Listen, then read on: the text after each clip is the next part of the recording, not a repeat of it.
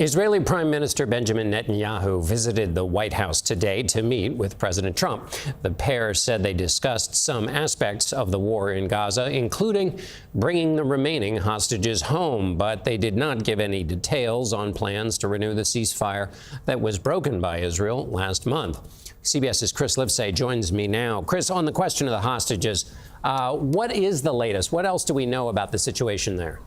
Hey, John. Well, the pair didn't have very much to say about a ceasefire other than Donald Trump at one point vowing to help with the hostages. When he was asked about the war in Gaza, he referred to the Gaza Strip as a very good real estate opportunity. Now, ever since a ceasefire last month crumbled, Israel has taken even more control over the Strip, now controlling more than 50% of the territory and displacing some 400,000 Palestinians. All of this, according to Israel, to pressure Hamas into releasing the 59 hostages who still remain in captivity.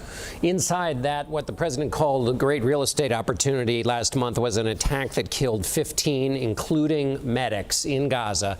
What's the latest on the calls for an investigation into that attack?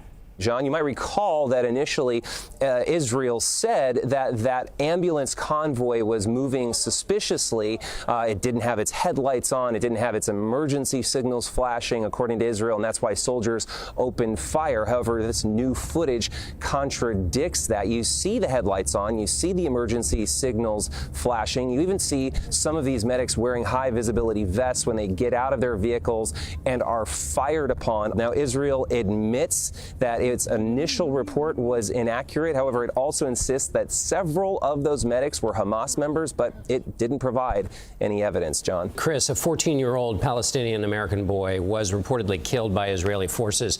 Briefly, what do we know about that?